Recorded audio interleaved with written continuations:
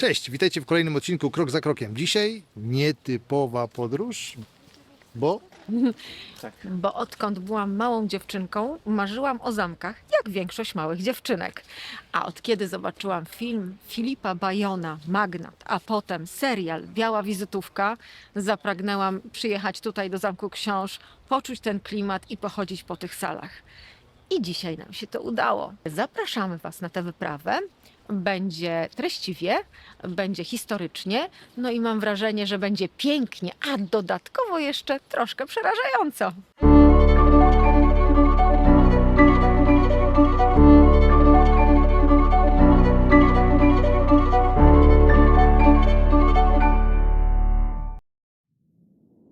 podróż z Bydgoszczy do Zamku Książ zajmuje nam około 4 godzin, przemierzając zarówno trasy szybkiego ruchu, czy spokojniejsze, lokalne drogi.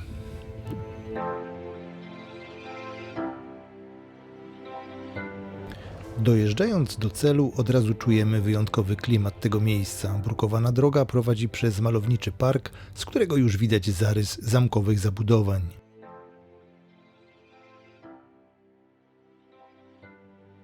Nocujemy w hotelu Książ, położonym dosłownie naprzeciwko głównego wejścia do zamku, w samym sercu okolicznych zabudowań, kilka kroków od murów rezydencji. Wybraliśmy pokój dwuosobowy, komfort z dostawką, za który zapłaciliśmy 1045 zł za noc. W cenie zawarte było również nocne zwiedzanie zamku. Pokój jest ładnie urządzony, przestronny, z dużą, wygodną łazienką i co najważniejsze, z pięknym widokiem na okolice.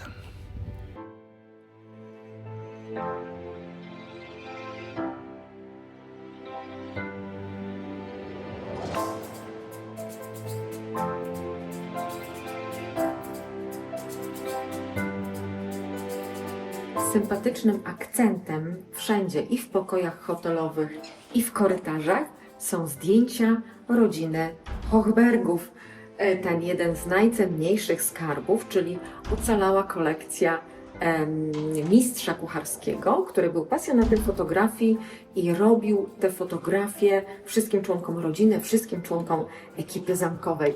Wszędzie można je podziwiać.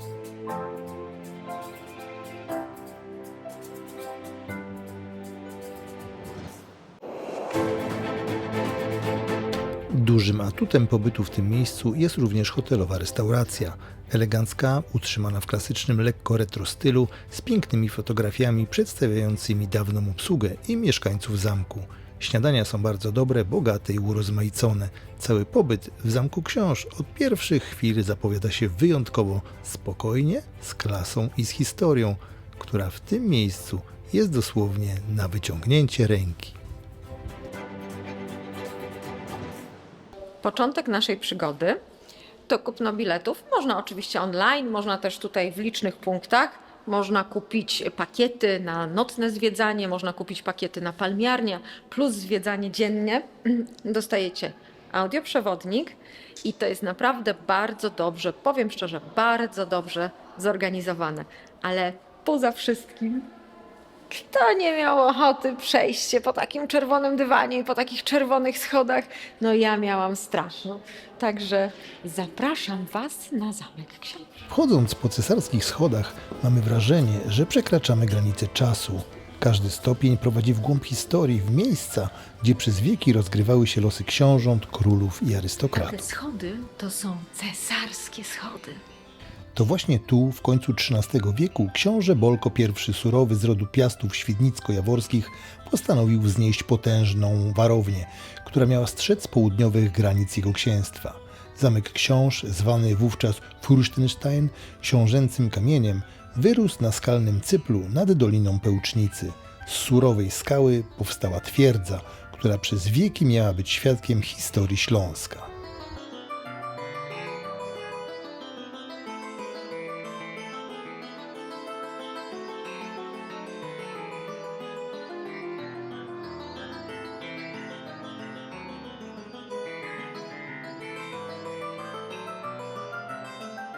Kilka stuleci później warownię przejął potężny ród Hochbergów, jedna z najbogatszych rodzin arystokratycznych w Europie.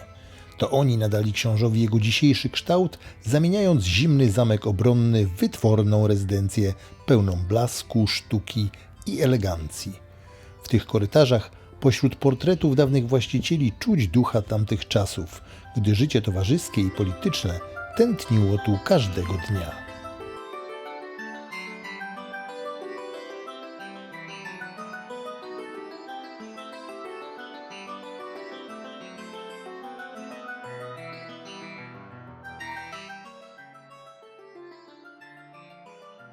W XIX i na początku XX wieku książę zasłynął dzięki jednej kobiecie, księżnej Daisy von Pless.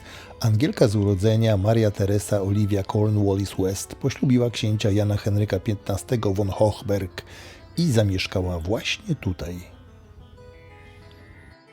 Była ikoną stylu i jedną z najpiękniejszych kobiet swojej epoki, a jej słynny naszyjnik z pereł, długi na niemal 7 metrów, stał się symbolem arystokratycznego przepychu i elegancji.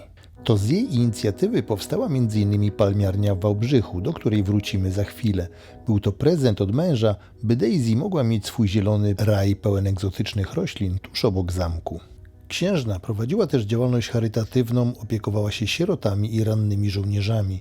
Choć los nie oszczędził jej dramatów osobistych i wojen, jej postać do dziś pozostaje symbolem splendoru i romantyzmu książa. Wraz z kolejnymi wiekami książ zmieniał się, jakby odbijał sobie historię całej Europy. Gotycka twierdza stawała się barokowym pałacem, później neorenesansową rezydencją, aż w końcu przybrała formę, jaką dziś podziwiamy. W XIX wieku była to jedna z najbardziej okazałych rezydencji arystokratycznych w całej Europie Środkowej. Liczyła ponad 400 pomieszczeń, w tym biblioteki, salony i apartamenty gościnne. Wnętrza zdobiły marmurowe kominki, boazerie z dębu, włoskie stiuki i kryształowe żyrandole sprowadzone z Wiednia. Zamek miał własny system ogrzewania parowego, instalację wodociągową i kanalizacyjną, a także, jak na tamte czasy, nowoczesną windę osobową, obsługującą piętra reprezentacyjne. W kuchniach używano miedzianych naczyń, a podziemne korytarze łączyły główny zamek z gospodarczo-technicznymi budynkami w dolinie. Hochbergowie sprowadzali do zamku najnowsze wynalazki, a przyjęcia wydawane w książu słynęły z przepychu i doskonałej organizacji.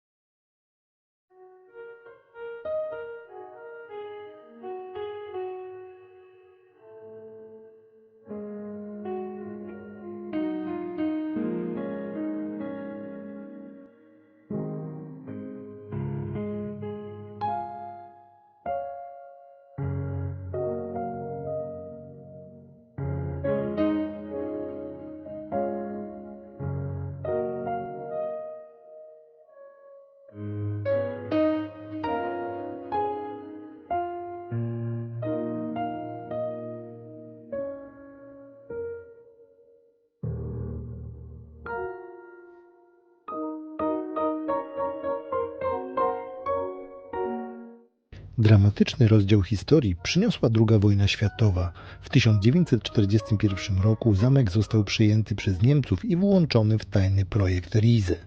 W podziemiach rozpoczęto budowę sieci tuneli i schronów na głębokości 15 i 50 metrów, których przeznaczenie do dziś pozostaje tajemnicą. Jedni mówią o kwaterze Hitlera, inni o tajnych laboratoriach.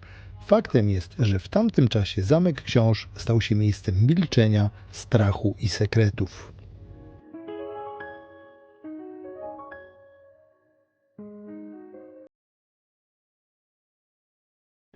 Warto na chwilę opuścić mury zamku książ i przenieść się do niezwykłej zielonej oazy, palmiarni w Wałbrzychu. To zielona rezydencja dla roślin i dla ducha, miejsce, w którym księżna Daisy realizowała swoje marzenia o egzotyce w polskich warunkach. Budowa realizowana była w latach 1908-1911 i pochłonęła ogromne środki, świadcząc o ambicjach i prestiżu inwestora. Obiekt zajmuje około 1900 m2 powierzchni i zawiera nie tylko główną szklaną halę z palmami daktylowymi, ale również cieplarnię, rozarium, ogród w stylu japońskim, część warzywno-owocową i obszary pod uprawę krzewów i kwiatów. To, co za mną widzicie, to podobno największy i najpiękniejszy bukiet ślubny. A któż podarował ten bukiet ślubny? Jan Henryk XV. Hochberg podarował go swojej żonie Daisy, gdyż kochała kwiaty i pragnęła się nimi otaczać. Także, małżonku, wyciągnij wnioski. Takie bukiety ślubne. On jej to wręczył, bo ją zdradzał. I ona o tym wiedziała. Wyciągnij wnioski.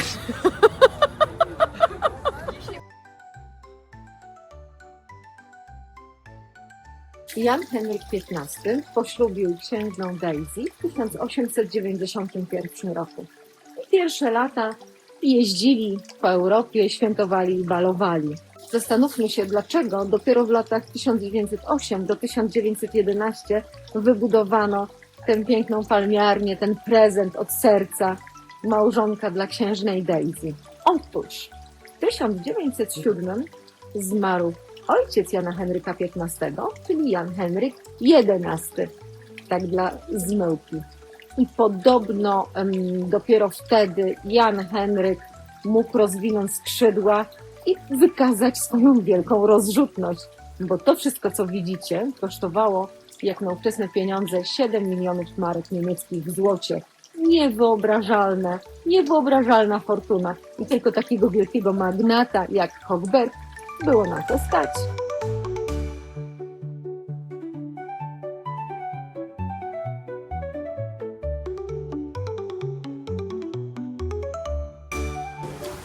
Zwiedzanie palmiarni wieczorową porą ma swoje ograniczenia. No nie ma tak pięknego światła, ale ma też swoje nastroje. I to jest jeden z nich. Halloweenowy nastrój dniowy.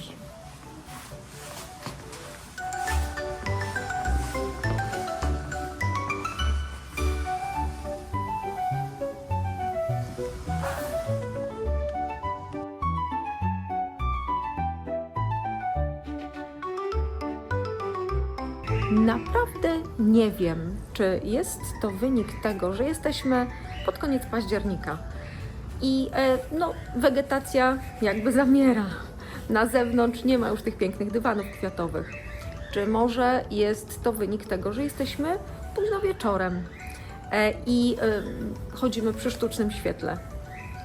Ale powiem Wam, że palmiarnia w Poznaniu zrobiła na nas dużo większe wrażenie i jakby naoglądałam się może filmików, naczytałam się książek i oczekiwałam czegoś może bardziej książęcego, a może też troszkę bardziej zadbanego, bo to wszystko, co tutaj widzicie, nie wygląda dobrze.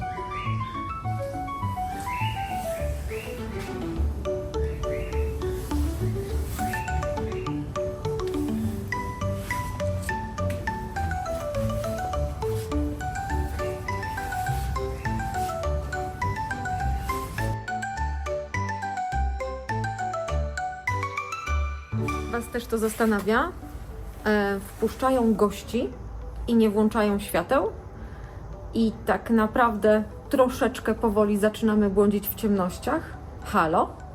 A bilety kosztowały, bardzo proszę, 69 zł. Zwiedzanie zamku z audioprzewodnikiem i palmiarnia. Nie zasłużyliśmy na światełko?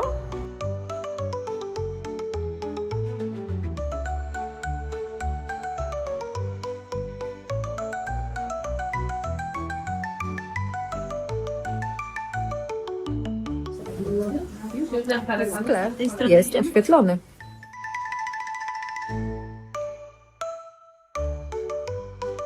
Żółw zasłużył na światło, a my nie.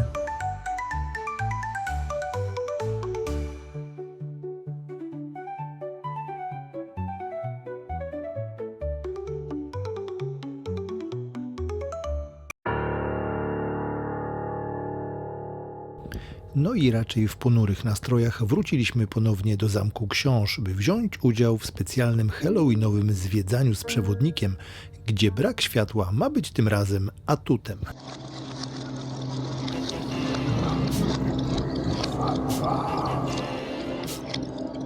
Zamek jest pełen wampirów. tej nocy. Mam nadzieję, że przyprowadziłaś mi samych z błękitną krwią. Oczywiście. To widać, prawda? Nie, wybornie.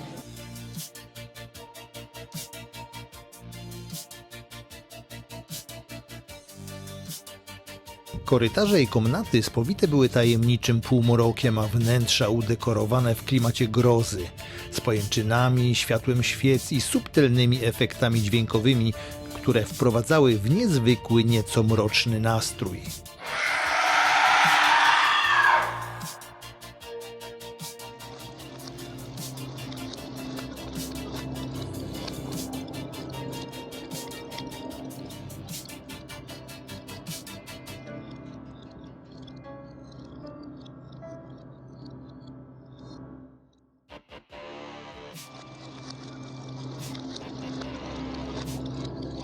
Towarzyszyła nam pełna pasji i humoru pani przewodnik, która wciągająco opowiadała o historii zamku, jego dawnych mieszkańcach i fascynujących legendach rodu Hochbergów. No, właściwie po I wojnie światowej znaleźli się z Daisy z Hansem po przeciwnych stronach. Nocne zwiedzanie Zamku Książ to wyjątkowe przeżycie, zupełnie inne niż w ciągu dnia. Tajemnicze światło świec, cisza późnych godzin i gra cieni sprawiają, że zamek nabiera zupełnie nowego charakteru. To doskonała okazja, by poczuć klimat dawnych epok i odkryć magię tego miejsca w zupełnie nowej odsłonie. Albo złoto, albo gotówka. Żadnych przelewów, żadnych plików, żadnych gołębi. Czy to jest zrozumiałe?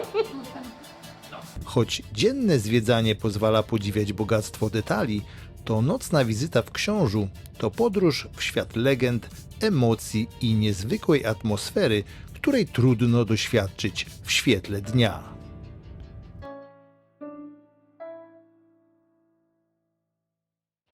Po wojnie zamek przez lata niszczał, lecz dzięki pracy konserwatorów i pasji lokalnych miłośników historii znów odżył. Dziś można przejść tą samą trasą, którą spacerowała Daisy, zobaczyć te same tarasy, ogrody i wnętrza. I choć minęły całe dekady, Książ wciąż zachwyca tak samo. Zamek Książ to nie tylko mury i sale pełne historii. To opowieść o ludziach, o księciu, który go zbudował, o rodzie, który go rozwinął i o kobiecie, która tchnęła w niego duszę. Dziś jest jednym z najpiękniejszych miejsc Dolnego Śląska i wciąż potrafi oczarować każdego, kto przekroczy jego progi. Bardzo Wam dziękujemy za towarzyszenie nam w trakcie tego cudownego weekendu na Zamku Książ. Maciej, no jak było? No, dla mnie pięknie. Zamek naprawdę robi wielkie wrażenie. Warto tu przyjechać. Naprawdę polecamy. No, w szczególności w tych okolicznościach, czyli halloweenowych, kiedy nocne zwiedzanie jest dodatkową atrakcją. Zamek ma oczywiście do zaoferowania jeszcze więcej. Można na przykład pójść podziemiami Zamku Książ, czego już myśmy nie zrobili. Ale generalnie wśród tego zachwytu ja mam małą łyżkę dziegciu. Słuchajcie, uważam, że palmiarnia zdecydowanie odstaje od standardu, jaki tutaj widzimy na przykład na samym zamku.